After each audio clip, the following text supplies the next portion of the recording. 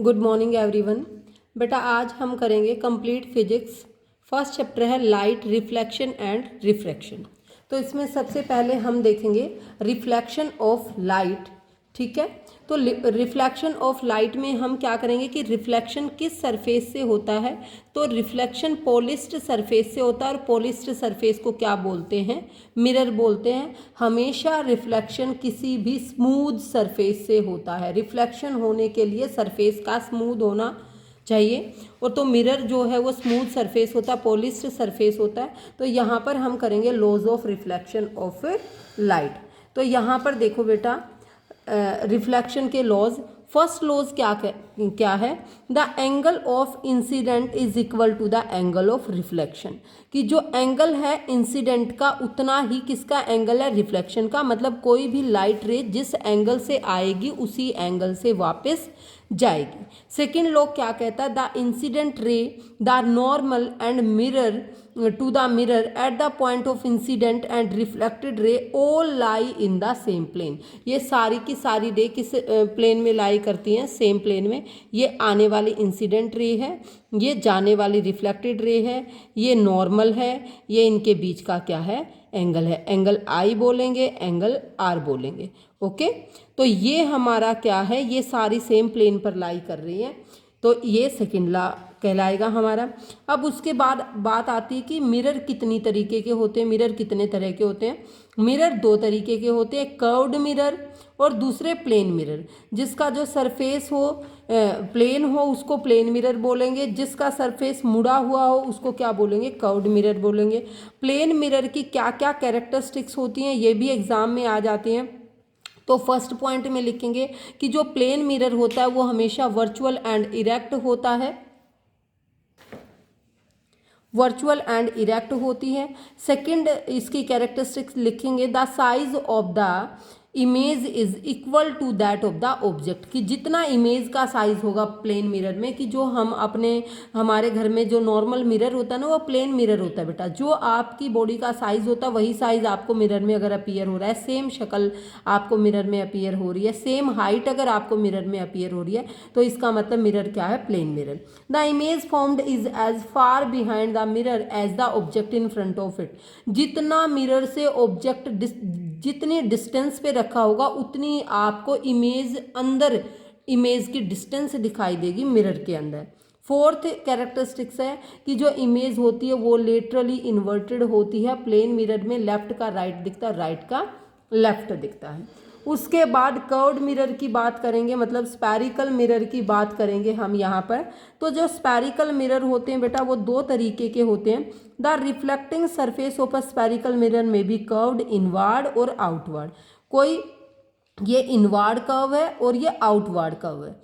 अब बात ये आती है कि जो स्पैरिकल मिरर जिसका रिफ्लेक्टिंग सरफेस कर्व्ड इनवर्ड हो वो कौन सा मिरर कहलाएगा? कनकेव मिरर कहलाएगा। और जिसका रिफ्लेक्टिंग सरफेस कर्व्ड आउटवर्ड हो वो कौन सा मिरर कहलाएगा? कन्वेक्स मिरर कहलाएगा। उसके बाद इनकी कुछ हमें पॉइंट्स करने होते हैं। यहाँ इसका जो सेंटर पॉइंट होता है, जो रिफ्लेक्टिंग सरफेस का जो सेंटर पॉइंट होगा ना बेटा, वो क्या कहलाएगा? पोल। वो क्या कहलाएगा? पोल। और जो ये एक वो होता है, एक ये स्पीयर की तरह होता है, जो जहाँ पर जो इसका सेंटर होगा वो क्या कहलाएगा? Centre of curvature. उसके बाद हम करेंगे the reflecting surface of a spherical mirror is a form a part of sphere. This sphere has a centre, the point is called centre of curvature, जो मैंने आपको अभी अभी करके दिखाया था। उसके बाद the radius of sphere of which reflecting surface, जो रेडियस होगी वो क्या कहलाएगी? रेडियस ऑफ कर्वेचर, जिसको हम डिनोट करेंगे आर से। ठीक है, सेंटर ऑफ कर्वेचर से और पोल के बीच का डिस्टेंस क्या कहलाता है? Radius of curvature. उसके बाद a straight line passing through a pole and centre of curvature of a spherical mirror, वो क्या कहलाएंगे? Principal axis. Principal axis. अब यहाँ पर देखेंगे आप, यहाँ पर ये हमारी क्या है? ये कोई ऑब्जेक्ट रखा है, ये ऑब्जेक्ट से आने वाली रेज हैं, तो ये प्रिंसिपल एक्सिस है, ये प्रिंसिपल एक्सिस है। और प्रिंसिपल एक्सिस की बाकी लाइन क्या जा रही है? पैरेलल जा रही है। अब ये सी है, सेंटर ऑफ कर्वेचर है, ये किसी भी रिफ्लेक्टिंग सरफेस का सेंटर पॉइंट पोल है, ये एम और एन क्या है, उसका अपर्चर है, ये साइज के हिसाब से होता है, किसी भी मिरर का जो साइज होगा उसके हिसाब से। उसके बाद जहाँ पर कोई भी रेज जो पैरेलल आएंगे प्रिंसिपल एक्सिस के, वो जहाँ पर मीट करेंगी सारी रेज, उस पॉइंट को क्या बोलेंगे, फोकस बोलेंगे। फोकस को हम डिनोट करेंगे कैपिटल एफ से। और फोकस और पोल के बीच का डिस्टेंस, फोकस और पोल के बीच का डिस्टेंस क्या कहलाता है, स्मॉल एफ। स्मॉल एफ मतलब फोकल लेंथ, स्मॉल एफ का मतलब क्या होता है, फोकल लेंथ। सेम बातें अप्लाई होंगी किसमें, कन्वेक्स मिरर में। कन्वेक्स मिरर में जो सेंटर ऑफ कर्वेचर बनेगा वो बिहाइंड द मिरर बनेगा, जो फोकस होगा वो भी बिहाइंड द मिरर बनेगा। ठीक है, तो क्योंकि ये कौन सा मिरर होता है, डाइवर्जिंग मिरर होता है कन्वेक्स, और कन्केव कौन सा मिरर होता है, कन्वर्जिंग मिरर होता है। क्योंकि इसका सरफेस कर्व्ड इनवार्ड होता है, तो इसने सभी रेज को एक जगह इकट्ठा कर दिया, और ये कर्व्ड आउटवार्ड होता है, तो इसने सभी रेज को दूर भगा दिया, डाइवर्ज कर दिया, इसलिए इसको डाइवर्जिंग मिरर बोलते हैं, इसलिए इसको कन्वर्जिंग मिरर बोलते हैं। और डाइवर्ज करने के फिर हम इसको इसके अंदर कैसी इमेज मानते हैं, लेटरल इमेज मानते हैं, और सॉरी रियल इमेज मानते हैं, और इन्वर्टेड इमेज होती है। ओके, हाँ जी बेटा, सॉरी, इसमें इमेज कैसी बनेगी, वर्चुअल एंड इरेक्ट, क्योंकि ये डाइवर्जिंग मिरर है। और इसमें इमेज कैसी बनेगी, रियल एंड इन्वर्टेड, क्योंकि ये कन्वर्जिंग मिरर है।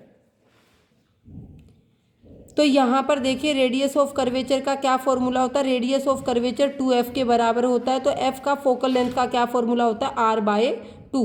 फोकल लेंथ कैसे निकालते हैं, r/2 मतलब रेडियस ऑफ कर्वेचर का हाफ होता है क्या, फोकल लेंथ। हाँ जी बेटा, उसके बाद हम करेंगे image formation by concave mirror for different position of an object, कि अलग अलग ऑब्जेक्ट की पोजीशन हम अलग अलग करते हैं तो इमेज कहाँ कहाँ फॉर्म होती है। उससे पहले हमें रूल करने हैं रे डायग्राम के, हमें रूल करने हैं। सबसे फर्स्ट रूल है रे डायग्राम का, a ray parallel to the principal axis after reflection will pass through the principal focus. जब कोई भी रे, चाहे कोई भी कनकेव मिरर हो चाहे कन्वेक्स मिरर हो, कोई भी रे जब पैरेलल आएगी प्रिंसिपल एक्सिस के, तो वो कहाँ से होके जाएगी, फोकस से। सेम बात यहाँ अप्लाई होती है, जब कोई भी रे पैरेलल आती है प्रिंसिपल एक्सिस के, तो वो किससे क्रॉस होके जाएगी, फोकस से। ओके, तो सेकंड रूल क्या कहता है आपका, सेकंड रूल कहता है a ray passing through principal focus of a concave mirror is parallel to the is reflected will emerge parallel to the principal axis। उल्टा कर दो फर्स्ट केस का, कि कोई रे अगर फोकस से आई है तो वो किसके पैरेलल जाएगी, प्रिंसिपल एक्सिस के पैरेलल जाएगी। सेम बात यहाँ अप्लाई हो रही है, अगर कोई रे पैरेलल आ रही है, सॉरी फोकस से आ रही है, तो वो किसके प्रिंसिपल एक्सिस के कहाँ जाएगी, पैरेलल जाएगी। थर्ड क्या कहता, थर्ड रूल क्या कहता, अगर कोई रे सेंटर ऑफ कर्वेचर से आती है तो वो वापस भी सेंटर ऑफ कर्वेचर से ही जाएगी। सेम बात यहाँ, अगर कोई रे सेंटर ऑफ कर्वेचर से आती वापस भी सेंटर ऑफ कर्वेचर से ही जाएगी। नेक्स्ट रूल है हमारा, कोई भी इंसिडेंट रे वो ओब्लिकली है तो वो रिफ्लेक्टेड रे भी क्या होगी, ओब्लिकली। अगर इंसिडेंट रे ओब्लिक है, कितने डिग्री का कोई एंगल बना रही है, तो वो रिफ्लेक्टेड रे भी क्या होगी, ओब्लिकली होगी। ये सारे क्या है, रूल्स हैं। अब इनके केसेस करेंगे हम। यहाँ पर देखें फर्स्ट केस, अगर ऑब्जेक्ट रखा है इन्फिनिटी पे, जब ऑब्जेक्ट इन्फिनिटी पे रखा है तो लाइट रेज आएंगी, लाइट रेज आएंगी तो ये कनकेव मिरर है, कनकेव मिरर रेज को फोकस करा देगा, कहाँ पर, फोकस पॉइंट पर फोकस करा देगा। तो इमेज बहुत ही ज़्यादा छोटी बनेगी, डिमिनिश्ड बनेगी, रियल बनेगी, इन्वर्टेड बनेगी, बट इमेज का साइज बहुत ज़्यादा छोटा है, क्योंकि ऑब्जेक्ट इन्फिनिटी पर रखा है, ऑब्जेक्ट बहुत ज़्यादा दूर रखा है। जब ऑब्जेक्ट को पास लेके आएंगे बट सेंटर ऑफ कर्वेचर से तो दूर ही रखेंगे, तो यहाँ बोलेंगे beyond the centre of curvature. तो ऑब्जेक्ट पास आए तो इमेज थोड़ी सी बड़ी अपीयर हो जाएगी, बट इमेज फोकस पर ना रह के सी और एफ के बीच में बन जाएगी और इमेज का साइज थोड़ा सा बड़ा हो जाएगा। ओके, तो यहाँ पर अगर हमने ऑब्जेक्ट को सेंटर ऑफ कर्वेचर पर रख दिया तो इमेज भी कहाँ बनेगी, सेंटर ऑफ कर्वेचर पर ही बनेगी। और कनकेव केस, एक केसेस को छोड़ के, लास्ट वाले केस को छोड़ के इमेज कैसी बनेगी, रियल एंड इन्वर्टेड बनेगी तो इस केस में भी रियल, अगर ऑब्जेक्ट सी पर है तो इमेज भी सी पर बनेगी। अब ऑब्जेक्ट सी और एफ के बीच में रख दिया, सभी तीन केसेस, दूसरे तीन केसेस का उल्टा होते हैं। ऑब्जेक्ट सी और एफ के बीच में रखा है तो इमेज कहाँ बनेगी, बियॉन्ड सी। अब ऑब्जेक्ट एफ पे रख दिया तो इमेज कहाँ बनेगी, एट इन्फिनिटी। ये फर्स्ट केस का उल्टा है, ये वाला सेकंड केस का उल्टा है, और ये अपने आप में ही उल्टा है क्योंकि सी पर है तो सी पर ही बनेगी। अब लास्ट केस आता है, अगर ऑब्जेक्ट को हमने एफ और पोल के बीच में रख दिया तो इमेज इन्वर्टेड नहीं होगी, रियल नहीं होगी, बिहाइंड द स्क्रीन बन जाएगी।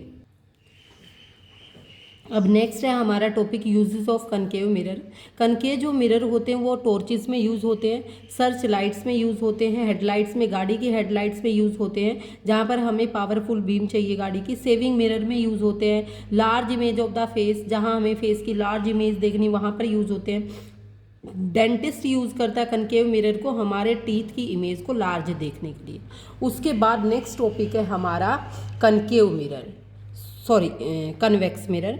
कन्वेक्स मिरर के दो केसेस होते हैं। अगर ऑब्जेक्ट इन्फिनिटी पे रखा हो तो भी जो इसके, क्योंकि ये डाइवर्जिंग मिरर है तो रेज कहाँ पर मीट करेंगी, एफ पर, तो फोकस पर इमेज बनेगी। और इसके अंदर इमेज कैसी बनती, वर्चुअल एंड इरेक्ट। और अगर ऑब्जेक्ट को कहीं भी रख दो बिटवीन इन्फिनिटी एंड पोल, ठीक है, तो इमेज कहाँ बनेगी, एफ और पी के बीच में। तो इस तरीके से ये दो केसेस बनते हैं, तो आप इसको कर लेना। नेक्स्ट टॉपिक है हमारा uses of convex mirror. Uses आ जाते हैं कन्वेक्स मिरर के, यहाँ पर दो यूजेस करेंगे बेटा। गाड़ी की साइड में, बाइक और स्कूटी की साइड्स में जो मिरर होते हैं वो रियर व्यू मिरर बोलते हैं उनको, ठीक है, विंग मिरर भी बोलते हैं। वो कन्वेक्स मिरर होते हैं ताकि हम पिछले वाले व्हीकल्स को देख सकें, इमेजिन कर सकें, ठीक है। तो यहाँ these mirror are fitted on the sides of the vehicle enable the driver to see traffic behind him और her to facilitate safe driving. और इस पर ये भी लिखा होता है बेटा, object are closer than that they appear. इसमें ऑब्जेक्ट ऐसा लगता है कि जैसे बहुत दूर है बट ऑब्जेक्ट बहुत पास होता है। कन्वेक्स मिरर आर प्रेफर्ड, बेटा ये यूज भी कभी कभी एमसीक्यू में आता है और बच्चा सोचता है कि ये यहाँ इसका आंसर कनकेव मिरर है। नहीं, आप ध्यान से देखना, क्वेश्चन आ जाता है convex mirror are preferred because they always give erect image though diminished image also they have wider field of view. Question आ जाएगा कि वाइडर फील्ड ऑफ व्यू कौन देता है, तो आप आंसर दोगे कन्वेक्स मिरर। ओके, क्या आंसर देंगे, कन्वेक्स मिरर। और एक बार फाइनल एग्जाम में यहाँ से क्वेश्चन आया हुआ है कि जो हमारा ताजमहल है, आगरा है, या टॉल बिल्डिंग्स या टॉल ट्रीज को देखने के लिए हम कौन सा मिरर का यूज़ करते हैं। बच्चा सोचता है कनकेव मिरर आएगा, नहीं, इसका आंसर क्या होगा, कन्वेक्स मिरर। ओके, उसके बाद हमारा नेक्स्ट टॉपिक है mirror formula and magnification.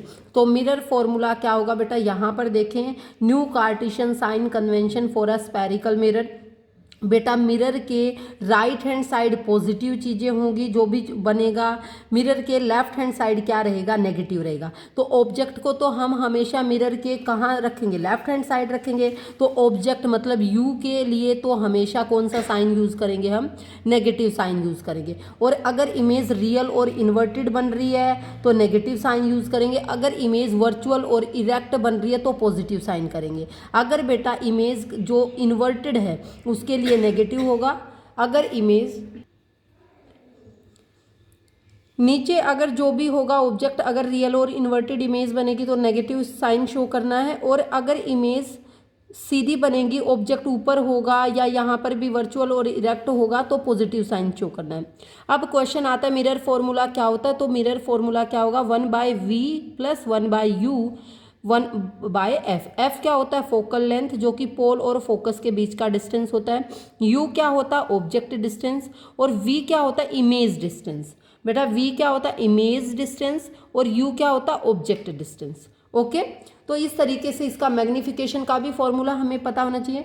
Magnification का फॉर्मूला क्या होता है, height of the image to the height of the object. Height of the image to the height of the object. Height of the image को represent करते हैं h' और ये खाली h से, तो m क्या फॉर्मूला हो गया, h'/h। मैग्नीफिकेशन का एक तो ये फॉर्मूला हो सकता है, दूसरा हो सकता है -v/u। ये किसकी मैग्नीफिकेशन है, मिरर की मैग्नीफिकेशन है। जब लेंस की होगी तो प्लस आ जाएगा v/u। ओके। तो यहाँ पर देखो जो हाइट है इमेज की वो हमें क्या लेनी है, पॉजिटिव लेनी है वर्चुअल इमेज के लिए, ठीक है। और जो नेगेटिव लेनी है रियल इमेज के लिए, ये मैंने पहले ही आपको बता दिया। नेगेटिव साइन जब अगर आंसर में जो इमेज की हाइट है वो नेगेटिव आए तो समझ जाना कि इमेज कैसी बनी है, रियल बनी है। और अगर आंसर में पॉजिटिव साइन में इमेज की वो आए, हाइट आए, तो समझ जाना कि इमेज कैसी है, वर्चुअल है। उसके बाद हमारा नेक्स्ट टॉपिक है, उसके बाद हम करेंगे refraction of light through a rectangular glass slab. बेटा लाइट का जो रिफ्रैक्शन होगा, बेटा समझे यहाँ पे रिफ्रैक्शन और रिफ्लेक्शन में क्या फ़र्क होता है। रिफ्रैक्शन होता है लाइट का क्रॉस हो जाना एक मीडियम से दूसरे मीडियम में, और रिफ्लेक्शन होता है बाउंसिंग बैक ऑफ लाइट, कि लाइट का टकरा जाना, कि लाइट टकरा के किसी स्मूथ से वापस आ जाना। तो यहाँ पर हो रहा है रिफ्रैक्शन। रिफ्रैक्शन में देखें ये लाइट रे आ रही है, ये हवा है, यहाँ पर ये ग्लास स्लैब है। तो एयर क्या हो गया, रेयरर मीडियम, और ग्लास क्या हो गया, डेंसर मीडियम। तो जब रेयरर मीडियम से डेंसर मीडियम में लाइट रे आ रही थी तो वो आना तो चाहिए था उसको इस पाथ से, बट वो ये हमारा क्या है, नॉर्मल है, बट वो बैंड हो गई किसकी तरफ, टुवार्ड्स नॉर्मल। तो when a light ray enter from air मतलब rarer medium to denser medium it bends towards normal, वो किसकी तरफ मुड़ जाएगी, नॉर्मल की तरफ। आने वाले एंगल को आई बोलेंगे और ये रिफ्लेक्टेड एंगल को आर बोलेंगे। अब यहाँ से ये लाइट रे ऐसे आनी चाहिए थी, ऐसे ऐसे, बट ये अब की बार यहाँ चली गई, यहाँ ये नॉर्मल है। तो जब डेंसर टू रेयरर आएगी तो it bends away from the normal. जब कोई भी light ray rare to denser आएगी बैंड्स टुवार्ड्स द नॉर्मल। बहुत बार यहाँ से क्वेश्चन पूछा जाता है, कोई भी light ray denser to rarer आएगी it bends away from the normal. उसके बाद नेक्स्ट है हमारा laws of reflection of light. First, the incident ray, the refracted ray and normal to the interface of the two transparent media at the point of incidence all lie in the same plane. चाहे वो incident ray हो, refracted रे हो, normal रे हो, सारी की सारी सेम प्लेन पर लाई करती हैं। ये फर्स्ट लॉ कहलाता है। सेकेंड लॉ क्या कहलाता है, सेकेंड लॉ कहलाता है रेशो। किसकी ratio, sine of angle of incidence. Angle of incidence क्या होता है, i, sine of angle of refraction होता है एंगल आर। ये दोनों की रेशो हमेशा क्या होती है, कांस्टेंट होती है, मतलब फिक्स होती है। और ये लॉ कौन सा लॉ कहलाता है, ये मोस्ट इंपॉर्टेंट है, कई बार आ जाता है पेपर में। ये लॉ कौन सा लॉ कहलाता है, स्नेल्स लॉ कहलाता है, ठीक है। ये ट्रू है कि ये किससे, आई की जो वैल्यू होगी वो हमेशा 0 से ज़्यादा होगी और 90 से कम होगी। मतलब जो आई बनेगा, आई की जो वैल्यू होगी वो 0 से ज़्यादा होगी और 90 डिग्री से कम होगी। उसके बाद नेक्स्ट टॉपिक है हमारा रिफ्रैक्टिव इंडेक्सेस या रिफ्रैक्टिव इंडेक्स। रिफ्रैक्टिव इंडेक्स भी हर मीडियम की रिफ्रैक्टिव इंडेक्स अलग अलग होती है। एक तरीके से आप देखें कि जो डेंसर मीडियम होते हैं उनकी रिफ्रैक्टिव इंडेक्स ज़्यादा होगी, जो रेयरर मीडियम होते हैं उनकी रिफ्रैक्टिव इंडेक्स क्या होगी, कम होगी। अब मान लो रिफ्रैक्टिव इंडेक्स को किससे रिप्रेजेंट करते हैं, एन से। मान लो हमें रिफ्रैक्टिव इंडेक्स निकालनी है किसकी, 2:1 का मतलब होता है सेकंड वाले की, किसके कॉरेस्पॉन्डिंग, फर्स्ट के। तो हम यहाँ पर क्या करेंगे, speed of light in medium 1 to the speed of light in medium 2। Okay, इसी तरीके से अपोजिट भी इसको हम कर सकते हैं। अब यहाँ पर देखें नेक्स्ट फॉर्मूला क्या होगा, तो अब यहाँ देखें NM, मतलब हमें किसी भी मीडियम की स्पीड निकालनी है, ठीक है। क्या निकालनी है, रिफ्रैक्टिव इंडेक्स निकालनी है। तो रिफ्रैक्टिव इंडेक्स निकालने के लिए तो हम क्या करेंगे, speed of light in air, air में लाइट की स्पीड देखेंगे जिसको कितनी होती है, 3 × 10⁸ मीटर पर सेकेंड। एयर में स्पीड ऑफ लाइट कितनी होती है, 3 × 10⁸ मीटर पर सेकेंड, जो कि फिक्स होती है, जो कि एग्जाम में आपको बताई नहीं जाएगी। और इसको किससे रिप्रेजेंट करते हैं, C से। और speed of light in air upon speed of light in medium, किसी भी मीडियम में स्पीड दी जाएगी। डायमंड में कितनी स्पीड है, कैरोसिन में, अल्कोहल में, ठीक है, बेंजीन में कितनी, ग्लास में कितनी, वो स्पीड ऑफ लाइट तो देगा, but speed of light in air आपको खुद पता होनी चाहिए, 3 × 10⁸ मीटर पर सेकेंड। तो आप रिफ्रैक्टिव इंडेक्स निकाल दोगे उस मीडियम की। ओके, उसके बाद ये टेबल बना रखी, ये टेबल आपको याद करने की जरूरत नहीं है। रिफ्रैक्शन बाय स्फेरिकल लेंसेज, कि जो स्पेरिकल लेंसेज होते हैं, अब यहाँ पर लेंसेज का टॉपिक आ गया है, मिरर का टॉपिक खत्म हो गया है। ये बेटा कौन सा लेंस है? कन्वेक्स लेंस है। कन्वेक्स लेंस को कौन सा लेंस बोलते? कन्वर्जिंग लेंस बोलते। कन्वर्जिंग लेंस का काम होता है सभी रेज को एक जगह पर मीट कराना। डाइवर्जिंग लेंस क्या करता है? डाइवर्ज कराता है। ये कनकेव जो लेंस है वो डाइवर्जिंग लेंस होता है। कन्वेक्स लेंस को converging, convex converging, convex converging.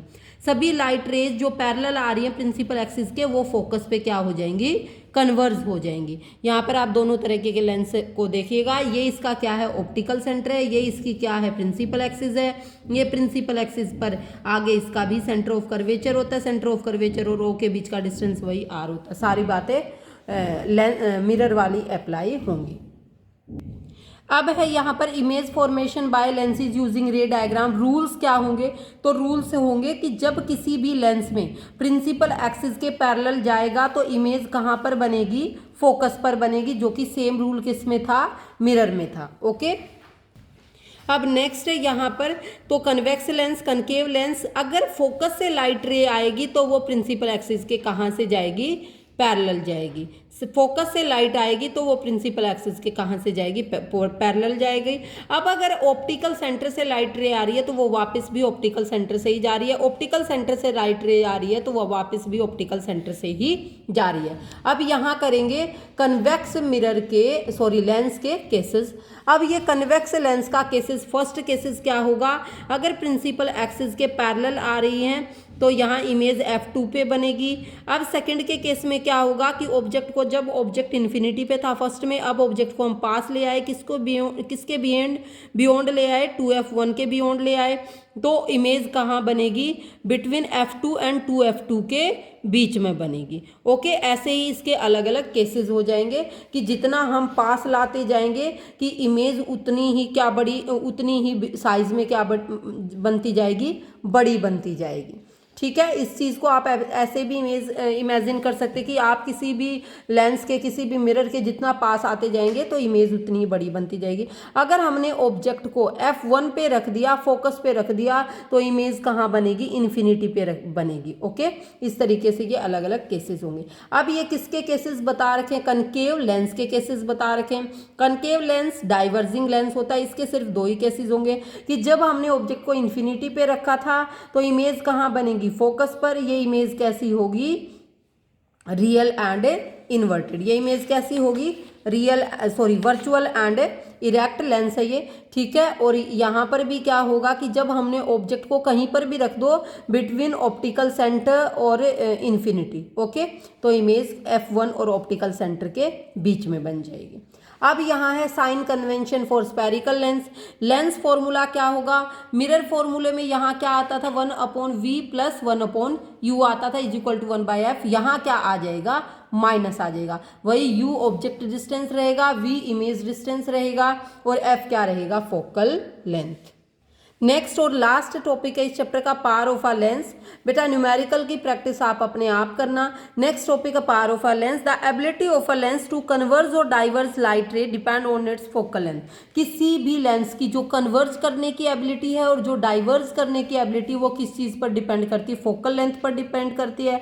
The degree of convergence और डाइवर्जेंस ऑफ लाइट रे achieved by a lens express in term of its power. वो कितना कन्वर्ज कर रहा है, कितना डाइवर्ज कर रहा है, ये हम किसमें? उस लेंस की पार के अकॉर्डिंग क्या करेंगे? एक्सप्रेस करेंगे। तो पार का क्या फॉर्मूला होता है? 1/f, मतलब फोकल लेंथ के ये क्या होता है? रेसिप्रोकल। तो वो क्या कह रहा है? The power of a lens defined as the reciprocal of its focal length. ये फोकल लेंथ की क्या होगी? रेसिप्रोकल होगी। पार को किससे डिनोट करेंगे? p से, एंड द फोकल लेंथ को किससे डिनोट करेंगे? f से। तो अब यहाँ पर एसआई यूनिट पार की क्या होती है? डायोप्टर होती है। डायोप्टर को हम किससे डिनोट करते हैं? डी से डिनोट करते हैं। If F is expressed in metre then power is also expressed in dioptre. इसका मतलब एफ का किस में कन्वर्ट होना जरूरी है? मीटर में, तब पार किस में आएगी? डायोप्टर में। Thus 1 dioptre of a power is lens whose focal length is 1 metre. 1 dioptre power कब बोलेंगे? जिसकी फोकल लेंथ क्या होगी? फोकल लेंथ क्या होगी? 1 मीटर होगी। Okay, power of a convex lens positive होती है। कन्वेक्स लेंस की पार क्या होती है? हमेशा पॉजिटिव। और कनकेव लेंस की पार क्या होती है? नेगेटिव। अगर हमारा आंसर पॉजिटिव आया है तो हम समझ जाएंगे कि इसको कौन सा लेंस लगेगा, कन्वेक्स लेंस। और अगर हमारा आंसर माइनस में आया है तो हम समझ जाएंगे कि इसके लिए कौन सा लेंस प्रेस्क्राइब्ड होगा, कनकेव। इसी के साथ हमारा लाइट रे वाला चैप्टर कंप्लीट होता है। अब हमारा नेक्स्ट चैप्टर है the human I and colourful world, जो कि मोस्ट इंपॉर्टेंट चैप्टर है। यहाँ से 5 नंबर में भी क्वेश्चन आ जाता है, 3 में भी आ जाता है, केस स्टडी भी आ सकता है। तो सबसे पहले आप सब बच्चों को आई का डायग्राम बनाना चाहिए, वेल लेबल डायग्राम बनाना चाहिए। जो आई होती है वो कैमरा की तरह होती है, आई के अंदर ही लेंस सिस्टम होता है। अगर नेचुरली आई के अंदर कौन सा लेंस होता है, कन्वेक्स लेंस होता है। नेचुरली आई के अंदर कौन सा लेंस होता है, कन्वेक्स लेंस होता है। अब लाइट जहाँ से एंटर करती है वो पतली सी मेम्ब्रेन होती है, और उस पतली सी आउटर मोस्ट मेम्ब्रेन होती है वो बिल्कुल, और उस मेम्ब्रेन का क्या नाम होता है, कॉर्निया होता है। और ये क्या होती है, ट्रांसपेरेंट होती है। ओके, उसके बाद क्या होता है, ये क्या होता है बेटा, लेंस होता है। उसके बाद लेंस को ने 2 हिस्सों में डिवाइड कर रखा आई को। बाहर वाला ह्यूमस क्या होगा, ह्यूमर क्या होगा, एक्वस ह्यूमर होगा। अंदर वाला ये एरिया क्या कहलाएगा, विट्रस ह्यूमर इसमें फिल्ड होगा। ओके, उसके बाद ये लेंस को क्या बोलते हैं, क्रिस्टलाइन लेंस। और ये क्या होती है, आइरिस। आइरिस आई को क्या प्रोवाइड करती है, कलर। किसी की आइरिस ब्लू कलर की होती है तो उसकी आंखें नीली दिखाई देंगी। ठीक है, जो आपको वो गोल गोल सा ऐसे मान लो ये आई है और ये सर्कल है, तो ये सर्कल के अंदर जो ये ब्लैक ब्लैक या ब्लू ब्लू दिखता है ना, ये क्या होगा, आइरिस। ओके, आइरिस के यहाँ पर क्या कौन सी मसल्स होती है, सीलियरी मसल्स। यहाँ पर कौन सी मसल्स होती है, सीलियरी मसल्स। सीलियरी मसल्स किसको एडजस्ट करे रखती हैं, लेंस को। सीलियरी मसल्स किसकी एडजस्टमेंट करती हैं, लेंस की। और ये एरिया क्या कहलाता है, लेंस के सामने वाला ये एरिया क्या कहलाता है, प्यूपिल कहलाता है। क्या कहलाता है, प्यूपिल कहलाता है। यहाँ पर देखिएगा ये ऑप्टिक नर्व होती है। ऑप्टिक नर्व मैसेजेस को कि हमने क्या देखा, कौन सी पिक्चर सीन हुई है हमारे मतलब आई में, तो ये कहाँ पर मैसेज सेंड करती हैं, ब्रेन तक मैसेज सेंड करती हैं। ये एक आई के अंदर की साइड एक मेम्ब्रेन लाइक स्ट्रक्चर होता है, इसको क्या बोलते हैं, रेटिना। और प्यूपिल जो होता है वो रेगुलेट करता है, कंट्रोल करता है अमाउंट ऑफ लाइट। अब नेक्स्ट टॉपिक है power of accommodation. Power of accommodation क्या होता है कि अपनी आई को एडजस्ट करना। ठीक है, the ability of the eye lens to adjust its focal length. Eye जो आई लेंस की एबिलिटी होती है उसको किसके फोकल लेंथ के अकॉर्डिंग एडजस्ट करना, वो कहलाता है पावर ऑफ अकोमोडेशन। अब क्वेश्चन ये आता है कि हम कितना किससे कितने दूर का देख सकते हैं और मैक्सिमम कितने पास का देख सकते हैं। दूर को आपको स्टार दिखाई देते हैं सबको, तो ये आप इन्फिनिटी का देख सकते हैं, बहुत दूर का देख सकते हैं। आप एक लिमिट होती है कि आपको आप बुक को कितनी दूर तक रख के पढ़ सकते हैं, तो वो मिनिमम लिमिट क्या होती है, 25 सेंटीमीटर।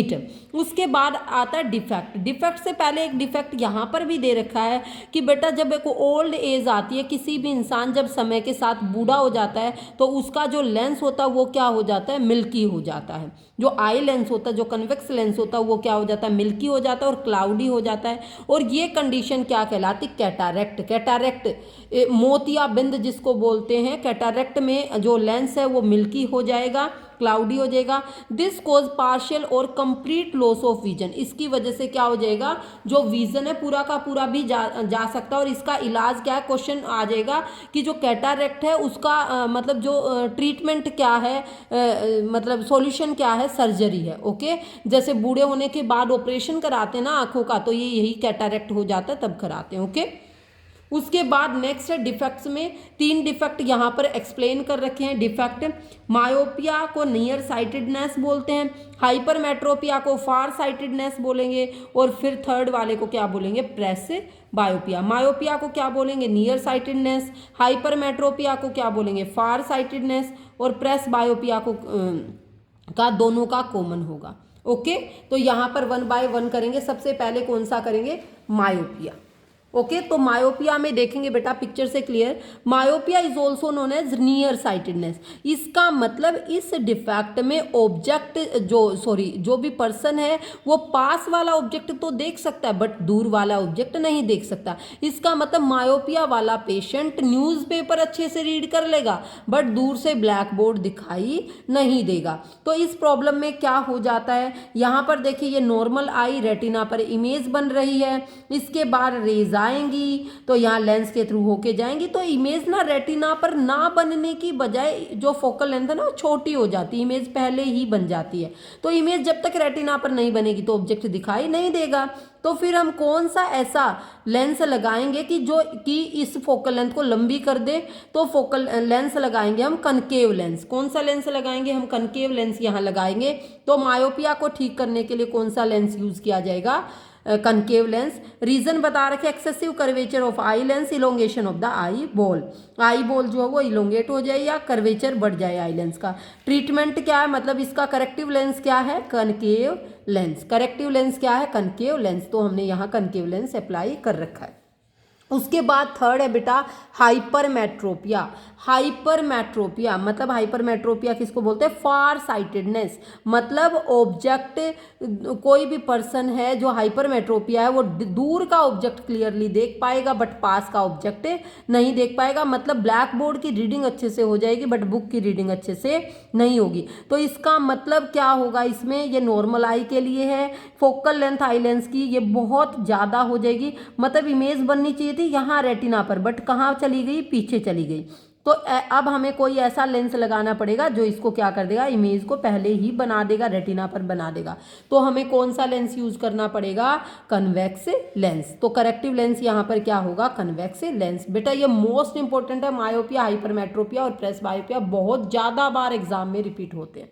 ओके अब उसके बाद है प्रेस बायोपिया। नाम से ही पता चल रहा है जिसमें दोनों डिफेक्ट हों। जैसे बड़े होने के बाद एजिंग के साथ साथ जब उम्र बढ़ती जाती है तो पावर ऑफ अकोमोडेशन जो है वो घट जाती है, तो ये डिफेक्ट धीरे धीरे मतलब बढ़ता चला जाता है। तो यहाँ ना तो ऑब्जेक्ट पास का देख सकता वो पेशेंट और ना ही दूर का। ओके हाँ जी। उसके बाद बेटा प्रेस बायोपिया में जो diminishing flexibility of the eye lens, a person may suffer from both myopia and hypermetropia. Such people often require bifocal lens. अब ये करेक्टिव लेंस क्या होगा? दोनों तरीके के लेंस चाहिए उस पेशेंट को। कनकेव लेंस भी चाहिए, कन्वेक्स लेंस भी चाहिए।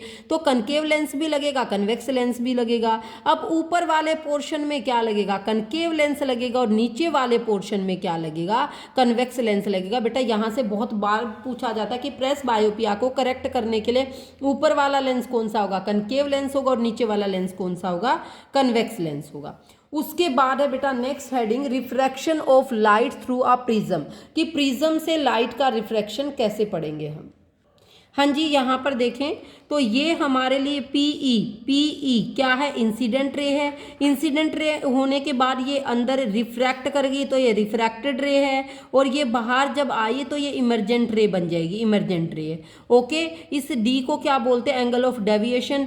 कई बार इस डायग्राम में ये ABC बिल्कुल सेम डायग्राम दे देंगे और वो बता देगा कि पूछेगा वो पीई क्या होता है, तो आपको पता होना चाहिए पीई क्या है? इंसिडेंट रे है। EF क्या है? रिफ्रैक्टेड रे है। PFS क्या है? इमरजेंट रे है। एंगल A क्या है? एंगल A कहाँ पर है? एंगल A ये रहा। एंगल A क्या? एंगल ऑफ प्रिज्म है। एंगल I क्या? एंगल ऑफ इंसिडेंट है। एंगल R क्या? एंगल ऑफ रिफ्रैक्शन है। ओके और ये वाला एंगल E इमरजेंस है। ओके और एंगल D क्या है? एंगल ऑफ डेविएशन है। तो कई बार एंगल D के बारे में पूछ लेता है, एंगल ऑफ डेविएशन के बारे में। उसके बाद आपकी नेक्स्ट हेडिंग रहेगी dispersion of white light by a glass prism, कि जब किसी ग्लास प्रिज्म से व्हाइट लाइट डिस्पर्स होगी, वो टूटेगी तो वो कितने कलर में टूट जाएगी। ठीक है तो क्या बोलते हैं? सबसे पहले तो हमें पता होना चाहिए कि होता क्या है। बैंड ऑफ 7 कलर क्या कहलाता है? स्पेक्ट्रम। बेटा देखें बैंड ऑफ 7 कलर कहलाएगा spectrum. Splitting up of a white light into 7 colour कहलाएगा डिस्पर्सन। बेटा लाइट का 7 रंग में टूट जाना कहलाएगा डिस्पर्सन।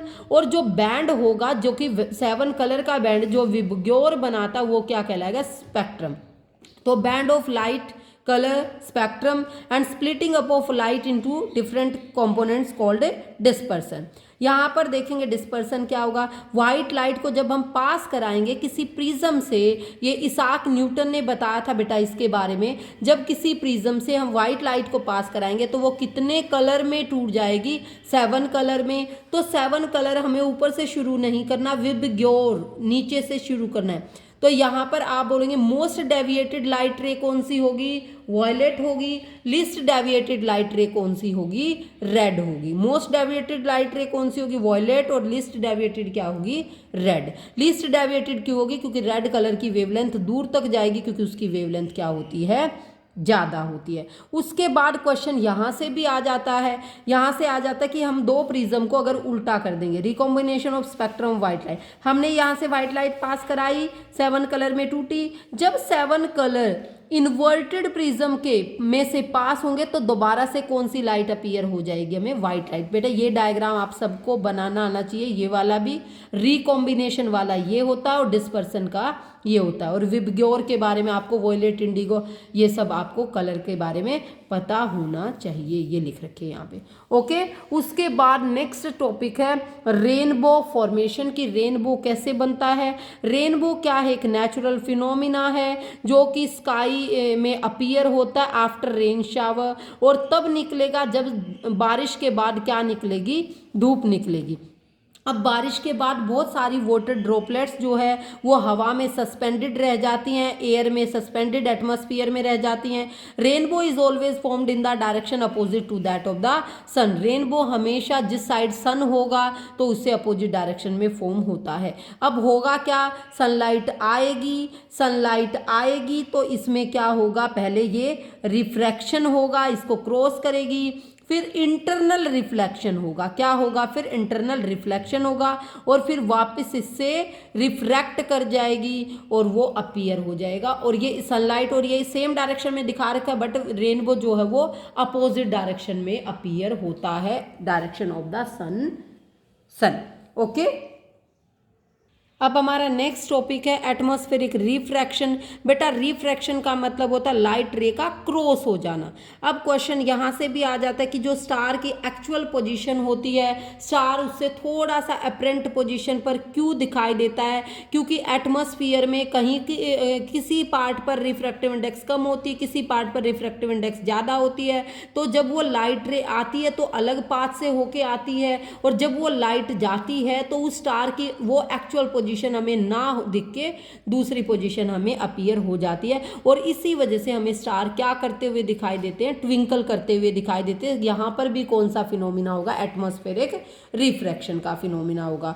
अब क्वेश्चन आ जाता है कि मतलब हमें प्लैनेट्स दूर से मतलब जो चमकते हुए दिखाई क्यों नहीं देते, बट स्टार क्यों दिखते हैं। स्टार तो उनसे भी दूर है, क्योंकि जो प्लैनेट्स हैं वो बहुत सारे पॉइंट्स का सोर्स है, बहुत सारे पॉइंट्स का सोर्स है, बिग बॉडी है।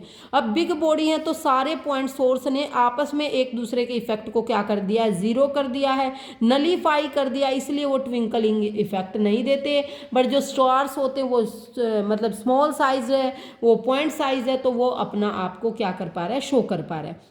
अब क्वेश्चन आता है एडवांस सनराइज और डिलेड सनसेट। अब हमें पता होना चाहिए कि जैसे मान लो अगर न्यूज़पेपर में टाइम आता है कि आज सन निकलेगा 6:10 पर, ठीक है, बट सन निकल जाता है, अगर न्यूज़पेपर में टाइम ये है बट सन अपीयर हो जाता है 6:08 पर ही, तो वो कह रहा है एडवांस सनराइज कि 2 मिनट पहले, और डिले सन मान ले शाम का टाइम आया कि जो सन सेट होगा वो 7:40 पर होगा, बट सन सेट हो जाता है 42 पर।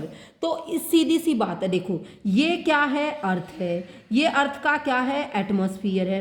अर्थ का जो ये ऑब्जर्वर तो यहाँ खड़ा है ना, देखने वाला तो यहाँ खड़ा है, तो उसकी आंखें तो यहाँ है ना, तो ये होरिजन जो है यहाँ है, ये होरिजन। वैसे तो अर्थ का होरिजन क्या हुआ, ये हुआ, बट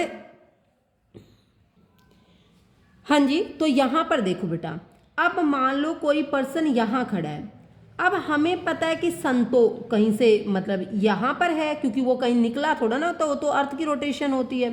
तो यहाँ पर जब सन है, अर्थ के हिसाब से तो सन अब राइज होगा, इसके बाद वाले पॉइंट पर राइज होगा, बट इस पर्सन को तो 2 मिनट पहले ही दिखेगा। एक तरीके से अगर आप सीढ़ियों पर खड़े हैं और बॉल नीचे पड़ी है तो आपको 2 सीढ़ी पहले ही बॉल दिखाई देगी ना। अगर आप सीढ़ियों पर नहीं खड़े हैं तो बॉल हो सकता है आपको ना दिखे, बट आप अगर ऊपर खड़े हैं तो एक तरीके से तो ये ऊपर खड़ा है ना, तो इसको ये सन 2 मिनट पहले ही दिख गया, तो इसलिए एडवांस सनराइज बोलेंगे। अब सेम जब वो सेट हो रहा है तो जब वो यहाँ से यहाँ मतलब उधर जाके वो सेट हो जाएगा तो उसको 2 मिनट बाद तक भी दिखता रहेगा। तो होना तो 740 पर था, अर्थ के हिसाब से तो वो कितने पर हो गया 40 पर, बट उस इंसान को तो वो कितने 2 मिनट बाद तक दिखता रहा, इसलिए इसको बोलते हैं एडवांस सन सेट और एडवांस सनराइज और डिले सन सेट। अब नेक्स्ट है स्कैटरिंग ऑफ लाइट। स्कैटरिंग क्या बताया था मैंने कि लाइट का स्कैटर्ड होना, उसके पार्टिकल से टकरा के फैल जाना, स्कैटरिंग क्या होती है। अब स्कैटरिंग कब होगी, जब हिट्रोजीनियस मिक्सचर होगा, मतलब कोलोइडल सॉल्यूशन होगा। अब टिंडल इफेक्ट होता क्या है, टिंडल इफेक्ट के लिए मतलब आपने 9th में ट्रू सॉल्यूशन, कोलोइडल सॉल्यूशन अलग अलग, जिसके पार्टिकल का साइज इंटरमीडिएटली होता है, ना तो ज़्यादा छोटा होता और ना ही बहुत ज़्यादा बड़ा होता, वो सॉल्यूशन क्या कहलाएगा। जैसे मिल्क का सॉल्यूशन है तो उसका एग्जाम्पल क्या, कोलोइडल सॉल्यूशन। जैसे एयर है वो किसका एग्जाम्पल, कोलोइडल सॉल्यूशन। ठीक है, तो स्कैटरिंग ऑफ लाइट का एग्जाम्पल है। तो यहाँ पर देखेंगे कि जो this particle include smoke, tiny water droplet, suspended particle, dust, molecule of air. यहाँ पर देखो the phenomena of scattering of light by colloidal particle. जो लाइट कोलोइडल पार्टिकल हैं वो लाइट को क्या करेंगे, स्कैटर्ड करेंगे, फैला देंगे, इसको क्या बोलते हैं, टिंडल इफेक्ट। ये आपने 9th क्लास में भी पढ़ा है। ठीक है, जब गर्मियों में हम दरवाजा बंद कर लेते और छोटे से होल से जब सनलाइट आती है और जो हमारे रूम के एयर के पार्टिकल उस सनलाइट आने की वजह से हमें अपीयर हो जाते हैं, तो उसको क्या बोलते हैं, उसको क्या बोलेंगे, टिंडल इफेक्ट। तो यहाँ ऐसे ही सेम जंगल में होता है। तो कैनोपी ऑफ डेंस फॉरेस्ट भी इसका एग्जाम्पल है, canopy of the dense forest. Okay, तो अब है why is the colour of the sky blue, क्योंकि जो ब्लू कलर की वेवलेंथ है वो क्या होती है, शॉर्टर होती है, और जो रेड कलर की वेवलेंथ है वो लॉन्गर होती है। तो ऐसे ही मतलब जो स्काई का कलर है शॉर्टर वेवलेंथ को स्कैटर्ड कर देता है। ठीक है, तो वो हमें, और जब दूर होता है सन तो वो हमें कैसे कलर की अपीयर होता है, रेड कलर का, क्योंकि रेड कलर की वेवलेंथ सबसे ज़्यादा होती है, वही हमारी आंखों तक आके ट्रैवल करेगी। ओके, अब यहाँ क्वेश्चन बहुत बार एग्जाम में आ जाता है कि जो डेंजर सिग्नल होती है वो रेड कलर के क्यों होते हैं, क्योंकि रेड कलर की जो वेवलेंथ होती है वो सबसे ज़्यादा होती है और वो सबसे कम स्कैटर्ड करेगी। तो इसलिए जो सिग्नल्स होते हैं वो कैसे होते हैं, रेड कलर के होते हैं। इसी के साथ हमारा आई वाला चैप्टर कंप्लीट होता है। अब हम करेंगे नेक्स्ट चैप्टर इलेक्ट्रिसिटी। अब इलेक्ट्रिसिटी में सबसे पहले हमें इलेक्ट्रिक करंट एंड सर्किट करना होता है। A continuous closed path, a continuous and closed path of an electric current is called an electric circuit. एक क्लोज्ड और कॉन्टिन्यूअस पाथ किसी इलेक्ट्रिक, जिसमें से क्या फ्लो कर रहा हो, इलेक्ट्रिक करंट फ्लो कर रहा हो, उसको क्या बोलेंगे, इलेक्ट्रिक सर्किट।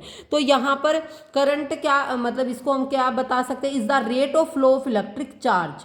ओके, ये किसके लिए डिफाइन कर रहा है, करंट के लिए, कि इलेक्ट्रिक करंट क्या है, rate of flow of electric charge, मतलब कितना चार्ज कितने टाइम, रेट का मतलब होता है टाइम में फ्लो कर रहा है। अब यहां पर देखेंगे मैंने क्या बोला था, rate of flow of electric charge.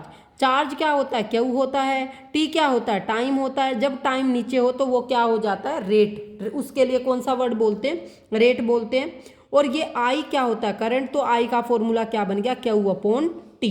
Q की एसआई यूनिट क्या होती है, कूलम होती है, और टी की एसआई यूनिट क्या होती है, सेकंड होती है। और आई की एसआई यूनिट क्या होती है, आई को किसने बताया था, आई के बारे में एम्पियर ने बताया था, एंड्री मैरी एम्पियर ने। इसलिए करंट की एसआई यूनिट क्या होती है, एम्पियर। यहाँ पर देखेंगे इस पैराग्राफ में SI unit of electric charge is coulomb. ठीक है, जो कि कितने के इलेक्ट्रॉन के इक्विवेलेंट होगा, क्वेश्चन आ जाएगा 6 × 10⁻18 इलेक्ट्रॉन के इक्विवेलेंट होगा। ठीक है, उसके बाद ये किसके करंट के बारे में किसने बताया था, एंड्री मैरी एम्पियर ने बताया था। कब बताया था, इसका बर्थ और डेथ दे रखा है ये। 1 एम्पियर क्या कहेंगे, 1 एम्पियर करंट कब होगा, जब 1 कूलम चार्ज होगा और 1 सेकेंड टाइम होगा। बेटा 1 एम्पियर इसका आंसर कब आएगा, जब 1 कूलम चार्ज होगा और 1 सेकेंड टाइम होगा। उसके बाद देखिए बेटा कि जो हाँ जी बेटा, तो यहाँ पर हम करंट किस में मेज़र करते हैं, किस इंस्ट्रूमेंट में मेज़र करते हैं, एमीटर में मेज़र करेंगे। और एमीटर को कहाँ जो सर्किट में कैसे अप्लाई करते हैं, सीरीज़ में लगाते हैं। ठीक है, ये हमारा सर्किट दिखा रखा है यहाँ पर। ठीक है, फिगर 11.1। तो पॉजिटिव टर्मिनल बैटरी का, नेगेटिव टर्मिनल, तो पॉजिटिव से करंट कैसे फ्लो करेगा, नेगेटिव तक, ये की हो जाएगी, ये एमीटर हो जाएगा कि जो कि पॉजिटिव से पॉजिटिव कनेक्ट करते हैं, नेगेटिव से नेगेटिव, ये बल्ब दिखा रखा है। ओके, उसके बाद आ जाएगा पोटेंशियल डिफरेंस या इलेक्ट्रिक पोटेंशियल। तो इलेक्ट्रिक पोटेंशियल की डेफिनेशन क्या होगी, electric potential difference between 2 points in an electric circuit carrying some current, work done to move unit charge, कि कितना काम हुआ एक यूनिट चार्ज को इधर से उधर लाने में। तो पोटेंशियल डिफरेंस का फॉर्मूला क्या हो गया, W अपॉन क्यू। W होता है वर्क, क्यू होता है चार्ज, मतलब वर्क डन अपॉन चार्ज। तो बेटा V की SI यूनिट क्या होगी, सॉरी V को कैसे 1 वोल्ट से डिनोट करेंगे। वर्क की SI यूनिट क्या होती है, जूल, तो 1 जूल। और क्यू की SI यूनिट क्या होती है, कूलम। तो 1 वोल्ट किसके बराबर हो गया, 1 जूल पर कूलम। ओके, उसके बाद पोटेंशियल डिफरेंस को वोल्ट को किससे मेजर करते हैं, वोल्ट मीटर से मेजर करते हैं। और वोल्ट मीटर कैसे अरेंज करते हैं, पैरेलली अरेंज करते हैं। एमीटर कैसे अरेंज करते हैं, सीरीज में अरेंज करते हैं। उसके बाद हम सर्किट डायग्राम देखेंगे। सर्किट डायग्राम इलेक्ट्रिक सेल में एक बड़ा पार्ट होता है, एक छोटे वाला। बड़े वाले को पॉजिटिव टर्मिनल बोलते हैं, छोटे वाले को नेगेटिव। बैटरी कब बनती है, 2 या 2 से ज़्यादा सेल को कनेक्ट करेंगे। बेटा बैटरी का सिंबल बहुत बार एग्जाम में आ चुका है और आप गलत बना के आएंगे, बीच में भी इसको कनेक्ट करना सीखो। आप ये बना देते हैं 2, फिर दूसरी बैटरी सेल बना देते, फिर तीसरी, बट बीच में भी कनेक्ट होना चाहिए। प्लग की ये क्या है, ओपन, मतलब ये क्या है, ऑन है स्विच। ओके, और ये प्लग क्लोज्ड मतलब ये ऑन है और ये क्या है, ऑफ है। वायर ज्वाइंट, ये 2 तारे आपस में जुड़ी हुई है। वायर क्रॉसिंग विदाउट ज्वाइनिंग, मतलब इस तरीके से जब 2 तारे आपस में जुड़ी हुई ना हो। ये किसका सिंबल है, बल्ब का सिंबल है। ये रजिस्टर का सिंबल है। ये रियोस्टेट, वेरिएबल रेजिस्टेंस का मतलब होता है जिसकी रेजिस्टेंस बार बार क्या होती रहे, चेंज होती रहे। ये एमीटर को शो कर रहा है और ये वोल्ट मीटर को, एमीटर को लगाते सीरीज में, वोल्ट मीटर को लगाते पैरेलल में। उसके बाद हम कौन सा करेंगे, ओम्स लॉ। ओम्स लॉ किसने दिया था, जॉर्ज सीमन ओम ने दिया था। इसलिए यहाँ पर देखेंगे ओम्स लॉ होता क्या है। बस एक बात आपको याद रखनी, V directly proportional I। V क्या होता है, पोटेंशियल डिफरेंस। I क्या होता है, करंट की। दोनों चीजें आपस में एक दूसरे के क्या होती है, डायरेक्टली प्रोपोर्शनल होती हैं। और दोनों का ग्राफ क्या होता है, नाइक्रोम वायर में स्ट्रेट लाइन ग्राफ। इसको क्या बोलेंगे, स्ट्रेट लाइन ग्राफ। मतलब V डायरेक्टली प्रोपोर्शनल I के, कि करंट बढ़ेगा तो पोटेंशियल डिफरेंस भी बढ़ेगा। और जब दोनों एक दूसरे के ये कॉन्स्टेंट हो जाएंगी तो V upon I is equal to constant, और कॉन्स्टेंट की जगह क्या लग जाएगा, R। तो V is equal to I R। तो ओम्स लॉ को याद रखना बेटा, R का फॉर्मूला क्या हो जाएगा, V अपॉन I। बस एक यही चीज याद रखना, V is equal to I R। इससे ही आपके सारे फॉर्मूले सोल्व हो जाएंगे।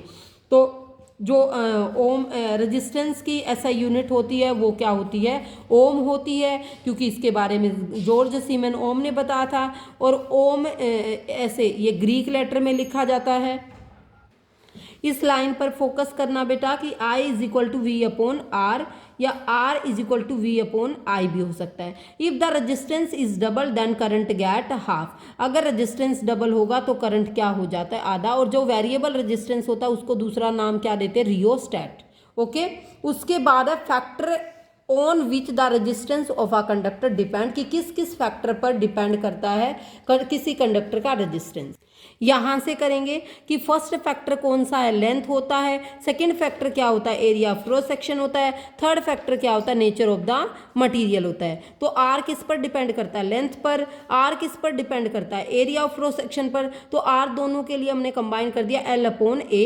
तो जब हम यहां से ये प्रोपोर्शनलिटी का साइन हटाएंगे तो यहां पर ये क्या लग जाएगा, इसको क्या बोलते हैं, रो। इसको क्या बोलते हैं बेटा, रो। और रो क्या होती है, इलेक्ट्रिकल रेजिस्टिविटी। Electrical resistivity. तो अगर यहाँ पर बात करें कि रेजिस्टेंस का फॉर्मूला क्या है, रो लेंथ अपॉन एरिया। बट अगर हम इस रेजिस्टिविटी का फॉर्मूला निकालना चाहेंगे तो ये एरिया कहाँ चला जाएगा, ऊपर, और ये लेंथ कहाँ आ जाएगी, नीचे। तो हमारा रेजिस्टिविटी का फॉर्मूला क्या बन जाएगा, resistance into area upon length.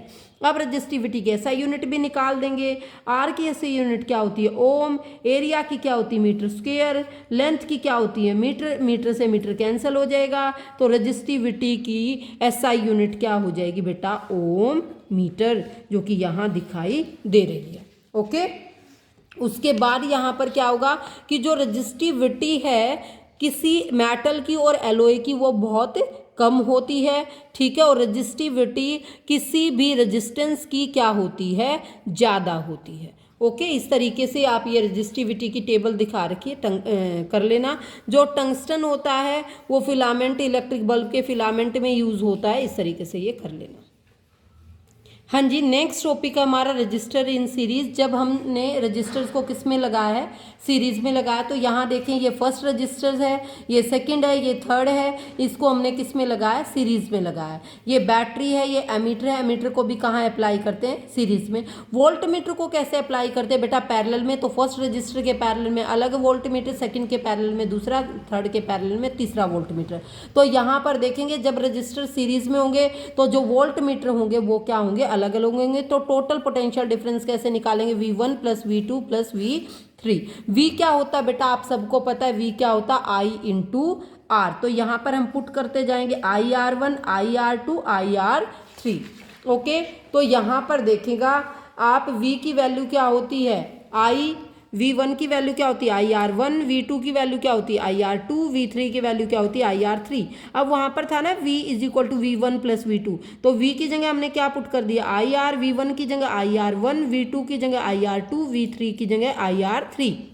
आई सब में जब रजिस्टर जो है सीरीज में होंगे तो करंट क्या रहेगा सेम, तो करंट सेम रहेगा तो करंट का कैंसिल हो जाएगा। तो रजिस्टर्स इन सीरीज का फॉर्मूला हमारे सामने क्या निकल के आ गया R1 plus R2 plus R3।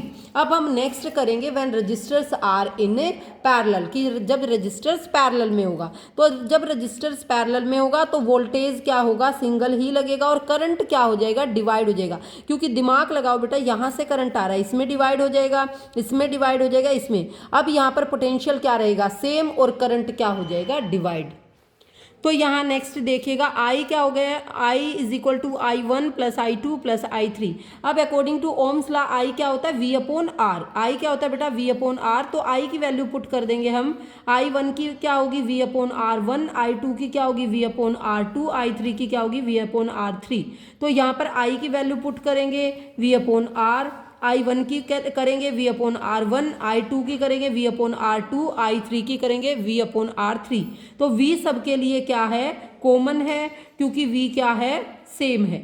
Okay, तो V से V कैंसिल हो जाएगा, तो 1 अपॉन RP क्या हो जाएगा 1 upon R1 plus 1 upon R2 plus 1 upon R3। Okay, तो जब रजिस्टर्स पैरेलल में होंगे तो रेशो में होंगे, रेसिप्रोकल में होंगे, और जब वो सीरीज में होंगे तो वो डायरेक्टली ऐड हो जाएंगे। अब बात आती है कि जो भी सीरीज में क्या चीज़ों को घर के अप्लायंसेस को क्या फ़ायदा होता है, जो बल्ब वगैरह हीटर वगैरह होते हैं वो सीरीज़ में लगाने चाहिए पैरेलल में। अब अगर घर में हमने कॉम्बिनेशन कर दिया सीरीज़ में, तो अगर एक बल्ब जल गया, एक सर्किट में प्रॉब्लम आ गई, तो पूरे के पूरे सभी सर्किट्स में, सभी इलेक्ट्रिक गैजेट्स में प्रॉब्लम आ जाएगी। जो आपकी फेयरी लाइट्स होती है जो डेकोरेशन के लिए शादियों में आती है, उसमें बल्ब किस में होते हैं सीरीज़ में होते हैं, और अगर उसका एक बल्ब डैमेज हो जाता है तो पूरी की पूरी फेयरी लाइट क्या हो जाती है डैमेज हो जाती है, डेड बल्ब। वो इसलिए इलेक्ट्रिशियन उस डेड बल्ब को ठीक करने के लिए बहुत ज़्यादा टाइम लगाता है, क्योंकि अगर वो उसने डेड बल्ब को ठीक नहीं किया तो पूरी की पूरी फेयरी लाइट्स मिसयूज हो जाएगी। ठीक है, ओके। उसके बाद इलेक्ट्रिक गैजेट्स, मतलब तो हमें अपने घर के सर्किट में कैसा वो अरेंज कराना चाहिए, पैरेलल में सर्किट अरेंज कराना चाहिए।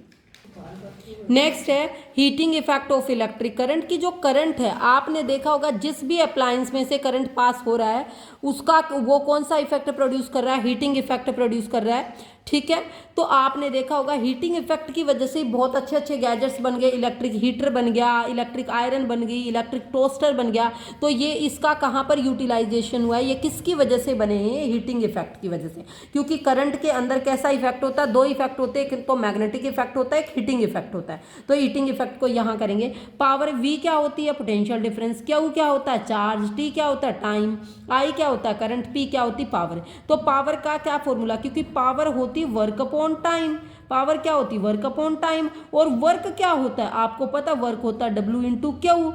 वर्क क्या होता है, W इंटू क्यू। तो ये हमने वर्क लिखने की बजाय, W लिखने की बजाय V इंटू क्यू लिख दिया। टाइम होता ही है, और आप सबको पता है V तो V ही रहता है, और Q अपॉन T क्या होता है, I। तो पावर का नया फॉर्मूला क्या बन गया, V इंटू आई। पावर का नया फॉर्मूला क्या बन गया, V इंटू आई।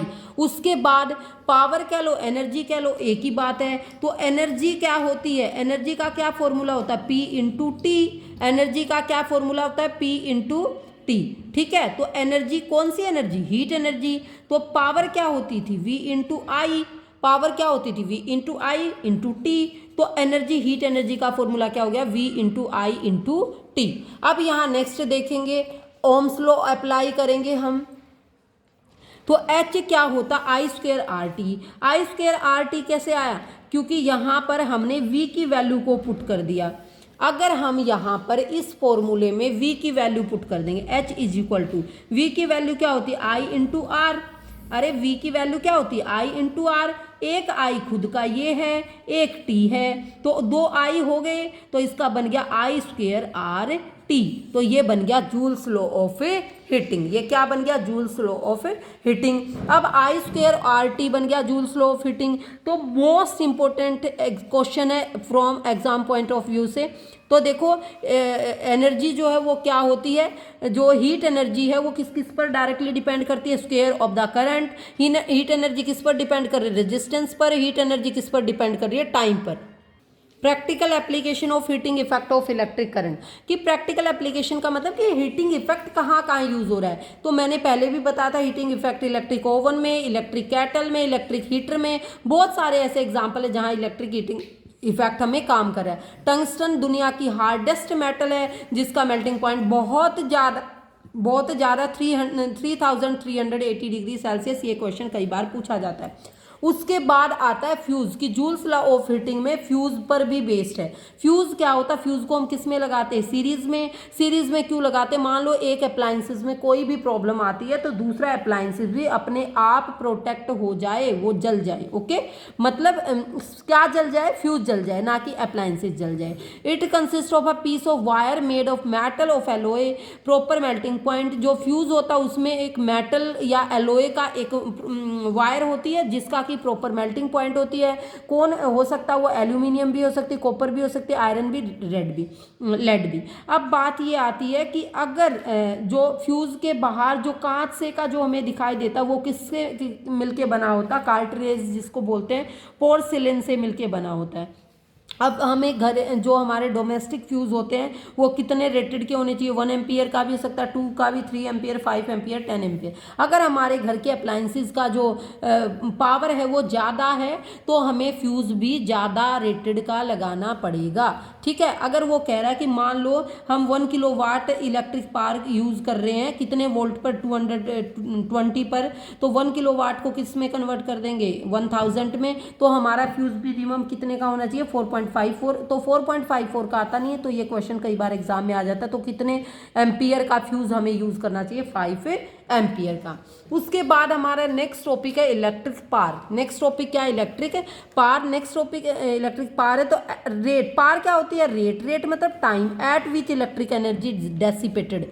ठीक है, पावर का फॉर्मूला ये ऑलरेडी हम कर चुके, V इंटू आई, ये भी कर चुके। पावर का क्या होता है, आई स्क्वेयर आर, हमने किया था ना हीट एनर्जी में, बस वहाँ T लगा दिया था, यहाँ T नहीं है, क्योंकि P इंटू टी क्या होता है, एनर्जी, यहाँ ओनली पावर है। 1 वॉट किसके बराबर होता है, 1 volt into 1 ampere. Okay, 1 kilowatt की वैल्यू क्या होती है, 1000 वोट इंटू 336 से 100 सेकेंड। तो 1 किलोवाट आर किसकी वैल्यू के बराबर होता है, 3.6 इंटू 10⁻6 जूल। इसी के साथ हमारा इलेक्ट्रिसिटी चैप्टर कंप्लीट होता है। अब हम करेंगे नेक्स्ट चैप्टर, मैग्नेटिक इफेक्ट। अब सीधी सी बात ये बेटा कि करंट के 2 इफेक्ट होते हैं, एक तो हीटिंग इफेक्ट जो कि हमने जूल्स लॉ ऑफ हीटिंग में पढ़ लिया है, दूसरा इफेक्ट होता है magnetic effect of electric current, यहाँ हम पढ़ेंगे। Magnetic effect of electric current मतलब क्या बोलेंगे, इलेक्ट्रोमैग्नेटिज्म। इलेक्ट्रोमैग्नेटिज्म मतलब इलेक्ट्रिसिटी से कौन सा इफेक्ट, मैग्नेटिक इफेक्ट। तो इसके बारे में किसने बताया था हमें, हैंस क्रिश्चियन ओरस्टेड ने बताया था। हैंस क्रिश्चियन ओरस्टेड ने बताया था। उसके बाद हमारा magnetic field and field line. Magnetic field क्या होता है बेटा, कोई भी जो मैग्नेट होती है ना उसके चारों ओर का एरिया क्या कहलाता है, जहां तक वो अपनी पार शो कर सकता है उसके चारों ओर का एरिया क्या कहलाएगा, magnetic field. The end Poynting towards north, जो मान लो हम किसी जो मैग्नेटिक क्या होती है, कंपस निडल को या किसी मैग्नेट को हम धागे से बांध के ऐसे ही सस्पेंड करेंगे, तो जो उसका एंड नॉर्थ की तरफ रुकेगा तो वो नॉर्थ पोल कहलाएगा, उसका जो एंड साउथ की तरफ जाएगा वो साउथ पोल कहलाएगा। ठीक है, उसके बाद आता है मैग्नेटिक फील्ड क्या होता है। अब यहाँ पर देखिए, the region surrounding a magnet in which the force of magnet can be detected is said to be a magnetic field. Magnetic field क्या बोलेंगे, कोई भी ये मैग्नेट है, इसका इफेक्ट कहाँ तक जा रहा है, इसका इफेक्ट कहाँ तक शो हो रहा है, वो इसका कहलाएगा मैग्नेटिक फील्ड। ओके, इसका फोर्स कहाँ तक डिटेक्ट किया जा रहा है, नोटिस किया जा रहा है, वो कहलाएगा उसका मैग्नेटिक फील्ड।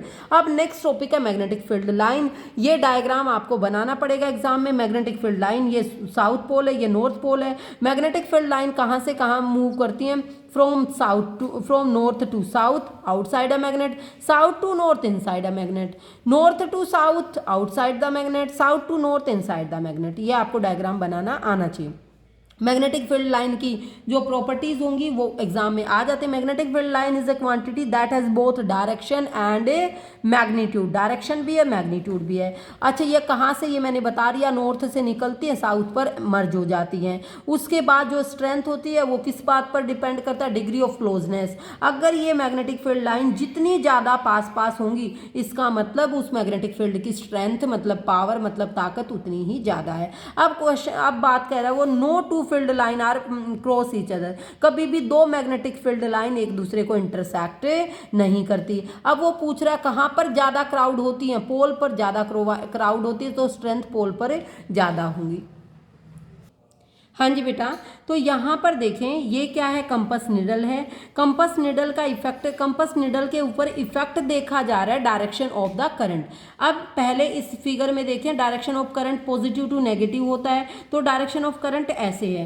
तो करंट जो कंपस निडल है उसकी डायरेक्शन नॉर्थ साइड है, ठीक है, नॉर्थ ईस्ट है। बट जब हमने करंट की डायरेक्शन पॉजिटिव टू नेगेटिव ऐसे कर दी तो जो हमारे कंपस निडल की डायरेक्शन थी वो नॉर्थ वेस्ट हो गई। ओके, तो जब करंट की डायरेक्शन चेंज होगी तो कंपस निडल की भी डायरेक्शन क्या हो जाएगी, चेंज हो जाएगी। ओके, अब क्वेश्चन है magnetic field due to a current through a straight conductor. ठीक है, तो मैग्नेटिक फील्ड का क्या होगा कि जब स्ट्रेट कंडक्टर से, तो ये होता है राइट हैंड थंब रूल कि जब किसी स्ट्रेट कंडक्टर से इलेक्ट्रिक करंट पास होगा तो उसके चारों तरफ कैसी डायरेक्शन में बन जाएगा, क्लॉकवाइज डायरेक्शन में वो मैग्नेटिक फील्ड शो करेगा। ये कोसेंट्रिक सर्कल बोलते हैं इसको, ये चारों तरफ इसके ये सर्कल में कन्वर्ट हो गए। उसके बाद हमारा right hand thumb rule.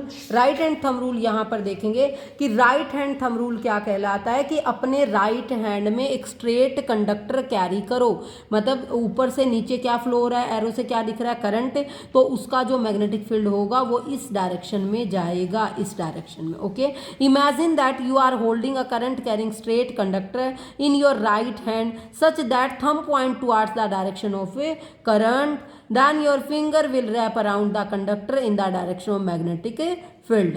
Okay, as shown in figure, this is known as right hand thumb rule. Okay, उसके बाद आपको ये डायग्राम बनाना चाहिए मैग्नेटिक फील्ड की जो सर्कुलर लूप है। बेटा यहाँ पर स्ट्रेट कंडक्टर में और इसमें सिर्फ कोई भी डिफरेंस नहीं है, वहाँ पर इसमें क्या बना दिया, वायर को मोड़ के लूप बना दिया। तो जब वायर को मोड़ के लूप बना दिया तो मैग्नेटिक फील्ड भी स्ट्रेट दिखाई देने लग जाएगा। जब वायर सीधी थी तो मैग्नेटिक फील्ड लूप की फॉर्म में था, अब वायर मुड़ गई है तो मैग्नेटिक फील्ड पहले लूप की फॉर्म में रहेगा, फिर वो धीरे धीरे क्या फील्ड हो जाएगा, स्ट्रेट। उसके बाद है magnetic field due to current in a solenoid. आपको ये सोलिनोइड का ये वाला स्ट्रक्चर बनाना आना चाहिए। A coil of many circular turns of insulated copper wire wrapped around a closely in a shape of cylinder, इसको क्या बोलते हैं, सोलिनोइड। ये आप डेफिनेशन याद कर लेना। ओके, तो यहाँ पर this indicate that magnetic field is same at all points inside the solenoid and field is uniform inside the solenoid. जो मैग्नेटिक फील्ड होगा वो अंदर की ओर क्या रहेगा, सेम रहेगा। हाँ जी, अब यहाँ पर देखेंगे अकॉर्डिंग टू दिस रूल, यहाँ पर देखेंगे बेटा फ्लेमिंग लेफ्ट हैंड रूल, ठीक है। फ्लेमिंग लेफ्ट हैंड रूल में थंब क्या बताता है, फोर्स बताता है, ये बिग फिंगर क्या बताती है, मैग्नेटिक फील्ड बताती है, और मिडल फिंगर क्या शो करती है, करंट को शो करती है। ओके, तो यहाँ पर देखो according to this rule stretch the thumb को, फिंगर को और मिडल फिंगर को इस तरीके से स्ट्रेच करो कि आपका कितने डिग्री का एंगल अपीयर हो, 90 डिग्री का एंगल एक दूसरे पर क्या हो, अपीयर हो। According to this rule stretch the thumb, forefinger and middle finger of your left hand such that they are mutually perpendicular to each other. If the first finger point in the direction of magnetic field and second finger point the direction of the current, then the thumb will give the point the direction of motion. तो अब ये कहाँ कहाँ पर apply होता है, devices of current carrying conductor, जो devices current carry करते हैं, magnetic field induces electric motor, electric generator, loud speaker, microphones, इन सब में लेफ्ट हैंड थंब रूल काम करता है। नेक्स्ट टॉपिक है domestic electric circuit. Domestic electric circuit की हमारे घर में जो सर्किट है वो कैसा होता है, तो उसमें तीन कलर की वायर होती है बेटा। एक रेड कलर वायर होती है, एक ब्लैक होती है। रेड इंसुलेशन कवर जो कौन सी वायर होती है, लाइव वायर जिसको पॉजिटिव भी बोलते हैं। Another wire with black insulation जिसको न्यूट्रल वायर भी बोलते हैं या नेगेटिव बोलते हैं। In our country potential difference क्या होना चाहिए, 220 वोल्ट होना चाहिए दो वायर के बीच में। अब कहता है कि meter board in our house these wire pass into electricity meter through main fuse, main fuse से हम इसको पास करते हैं। अब वो कह रहा है कि मतलब 15 एम्पियर करंट रेटिंग अप्लायंसेज, मतलब 15 एम्पियर करंट रेटिंग कब होना चाहिए, जब हमारे घर में हाई पावर के अप्लायंसेज चलते हो, गीजर वगैरह, एयर कूलर वगैरह, और जहाँ पर हल्के चलते हो बल्ब, फैन वगैरह इस तरीके से, तो वहाँ पर रेटिंग कितनी होनी चाहिए, 5 एम्पियर। अब वो कह रहा है कि जो अर्थ वायर है उसका क्या यूज होता है, तो अर्थ वायर हमें प्रोटेक्ट करती है। Metallic body is connected to the earth wire which provide low resistance conducting path of the current, thus it ensure that any linkage of the current of the metallic appliances की potential of the earth and use may not get a severe electric shock, ठीक है, और electric shock से वो prevent करता है। इसके बाद ये डोमेस्टिक इलेक्ट्रिक सर्किट बहुत ज़्यादा बार एग्जाम में बनाना आ जाता है। ये अर्थ वायर होगी ग्रीन कलर की, लाइव वायर होगी रेड कलर की, न्यूट्रल वायर होगी ब्लैक कलर की। आपके सबसे पहले इलेक्ट्रिसिटी बोर्ड फ्यूज़, ठीक है, इलेक्ट्रिसिटी बोर्ड, यहाँ पर उससे पहले फ्यूज़ लगेगा, फिर मीटर लगेगा, मीटर से भी पहले फ्यूज़ लगेगा। उसके बाद ये वो बॉक्स होगा डिस्ट्रीब्यूशन बॉक्स, जहाँ से ये होगा कि इस डायरेक्शन में इतनी लाइट जाएगी, ये जाए। दो वायर के बीच का डिफरेंस कितना होना चाहिए, 220। ये सॉकेट दिखा रखे जहाँ पर हम अपनी फ्रिज को, रेफ्रिजरेटर को, मतलब प्रेस को, इन चीज़ों को कनेक्ट करते हैं। इलेक्ट्रिक डोमेस्टिक जो सर्किट है बेटा वो मोस्ट इंपॉर्टेंट है। उसके बाद फ्यूज़ में के बारे में बता रखा है कि फ्यूज़ हमारे सर्किट को, हमारे घर के अप्लायंसेस को प्रिवेंट करता फ्रॉम ओवरलोडिंग। ओके, अगर इसमें कोई भी प्रॉब्लम आ जाती है तो शॉर्ट सर्किटिंग हो जाता है, तो इस तरीके से फ्यूज़ जो है वो अप्लाई करना चाहिए। इसी के साथ हमारा ये चैप्टर भी और कंप्लीट फिजिक्स कंप्लीट होती है, फिजिक्स हमारी। Goodbye, have a nice day. अगर आपको हमारी ये जो पसंद आया हो तो चैनल इसको लाइक, शेयर एंड सब्सक्राइब करें।